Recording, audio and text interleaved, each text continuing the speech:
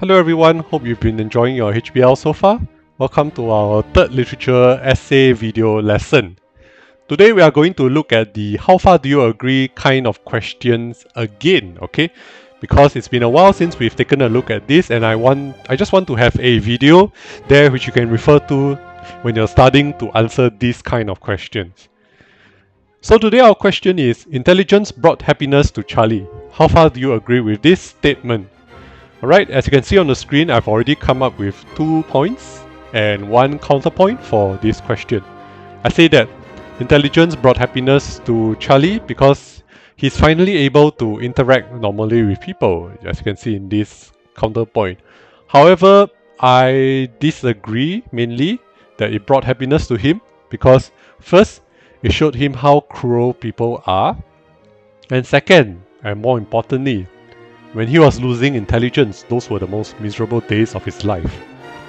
Alright, with that said, let's start writing on the essay. I'm not going to keep talking about the structure of the essay anymore because I'm sure all of you are very familiar with point, evidence, analysis. So let's start with the introduction. For these kinds of questions, if you remember, when you do how far do you agree questions, you have to have an introduction so that you can make your stand and state your counterpoint. Okay, you can either start with your counterpoint and then work into your stand, or you can start with your stand and work into your counterpoint. I like to start with the counterpoint first. Okay, what do I mean by this? Let's take a look. I'll type out the introduction paragraph for you. Okay, so that's the introduction. First, make your stand. I disagree largely with the statement that intelligence brought happiness to Charlie. Okay, like I said, I'm going to start with the counterpoint. So I said, whilst being intelligent allowed Charlie to interact normally with the people around him and made him happy doing so, unfortunately, his newfound intelligence showed him how cruel people can be, and him losing his intelligence were some of the most miserable days of his life. So, as I explained before, I started with the counterpoint, then my 2 points. Pretty straightforward stuff. This can be done only after you have outlined your essay. So my piece of advice to you when doing any essay question, but especially for these kinds of questions, please do your essay planning beforehand. So let's start with the first point. Even though we started with the counterpoint in our introduction, we are going to begin the essay by stating our points. You should always do that. Always state your points first, then the counterpoint. Let's look at the first point, shown the cruelty of people. For this, we are obviously going to look at the incident where Joe and Frank were bullying Charlie in the club, where they fed him a spiked Pepsi drink and made him dance with Ellen. Let's start with the point and evidence.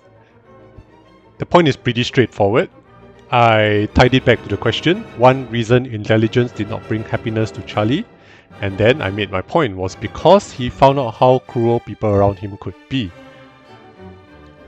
This evidence is quite long because we are trying to quote the entire scene where at the bar his colleagues made him dance with Ellen to make him think that she liked him, and then he fell down and they offered him some drugged Pepsi.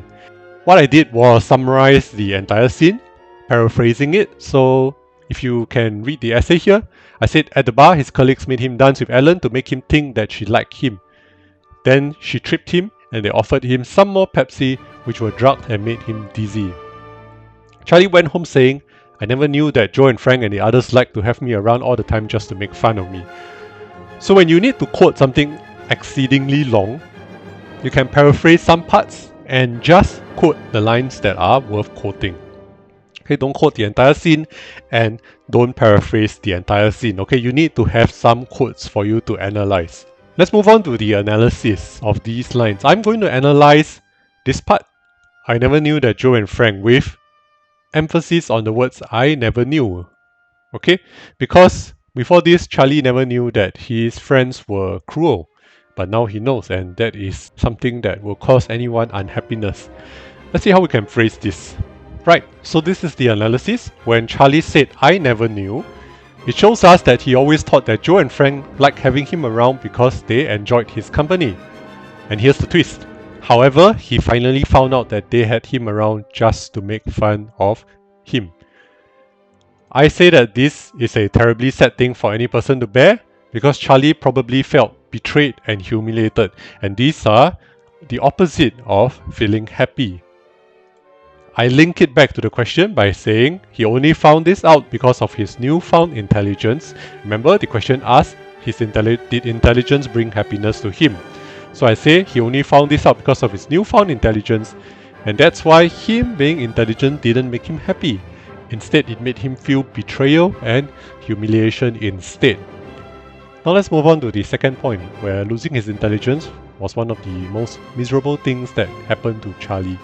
So for the second point, again, I just linked it directly to the question in my point. Another reason that intelligence did not bring happiness to Charlie Gordon was that when he was losing his intelligence, he became very miserable. This is another one of those points where the evidence is like this giant chunk of text, so I tried to break it down to its essence as much as I could. I said during the final days of his intelligence, he fought hard to publish as much research material as he could, working without sleep. He says, "I've got to fight it, I won't let it happen," but this was futile. In the end, he pleaded to the audience, "Please don't let me forget how to read altogether." I tried to summarize his entire struggle towards the end. Okay, the key points were he worked without sleep, he tried to fight it, and in the end, he pleaded with the audience. All these clearly highlight the fact that he was very unhappy. Now let's try to analyze these pieces of evidence as succinctly as possible. This is how I'm going to do it. That's the analysis for this point. The analysis I provided is quite long because there's quite a lot of evidence to work through, so I'm going to break it down into 3 parts so that it's easier for you to understand. Let's look at the sleeping part first. First, he worked so hard that he went without sleep. Even Dr. Strauss told him, "I think you should at least take the occasional rest." Secondly, when he said, "I've got to fight it, I won't let it happen," it shows us that he is increasingly desperate to fight off the end of his intelligence. And this is very sad because both Charlie and the audience know the effects are not permanent and therefore his fight will be futile. The keyword here is futile. Okay, fighting for something that will not work is a very sad thing and is definitely not going to bring anyone happiness. The final part of this analysis is, finally, his plea to the audience to not let him forget how to read altogether is desperate and miserable. Look at the words I used. Desperate, miserable. These are things that do not suggest that Charlie is happy. It shows how badly the pending loss of his intelligence is affecting him. The link to the question is here. Having experienced intelligence and functioning like a normal person had made him happy. So having all this taken away in such a short period of time is cruel and torturous to Charlie. Again, look at the words I used. It's cruel and it's torturous. I used a lot of adjectives that are the opposite of happy to hammer home the point that I'm trying to say that Charlie is not happy. His intelligence did not bring him happiness. Okay, and I close it with, so I say that intelligence did not bring happiness to him. If you are ever stuck on how to make your argument work, think about how your argument can be linked to the question. Okay, think of the adjectives that can link your argument to the question. So now let's move on to the counterpoint for this question. Of course, you know, when you answer the question that asks you how far do you agree with a statement, you have to have a counterpoint because usually we can't agree or disagree to a point fully. There's always some nuance there. For this question, I'm going to choose the interactions with Miss Kinnan. Charlie is finally able to feel love for Miss Kinnan and interact normally with her, so I think that's a bit of happiness for Charlie to experience. Let's write out the entire paragraph and I'll break it down slowly for you guys.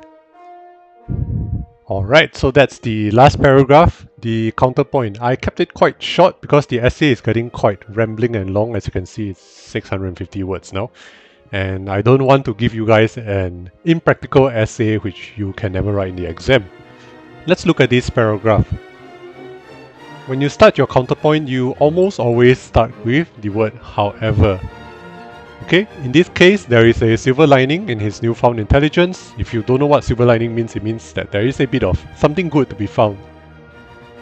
Okay, and the silver lining is the ability to interact normally with people around him. I specify that this interaction was with Miss Kinnan. Specifically, his ability to interact with Miss Kinnan brought him much happiness. Why did I need to specify this? So I don't have to write a ton of evidence for all the different characters. I can just focus on Miss Kinnan, who is the person that brought the most happiness to Charlie anyway. An example of this is when both of them are in a restaurant and he realizes I'm in love with Miss Kinnian. I go on to further elaborate with his intelligence, Charlie is able to notice how beautiful Miss Kinnian really is, because finally he's on equal standing with her and he's able to see her as an attainable partner, someone he can be partners with. Before this, he is just this mentally retarded person, and therefore Miss Kinnian is completely out of reach to him because she is a, inverted commas, normal person. How do I analyze this?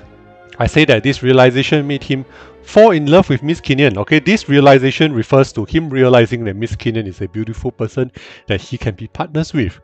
And this made him fall in love with Miss Kinnian. And I say this is a wonderful thing because being in love is a positive feeling that Charlie could never experience before. Remember, before this, he was mentally handicapped and is not able to experience things like love. And even if he experienced love, he doesn't know how to articulate it or he doesn't know what it is. Therefore, I say that this intelligence did bring some level of happiness to him because he's finally able to experience being in love with Miss Kinnian and having normal conversations with this person that he loved.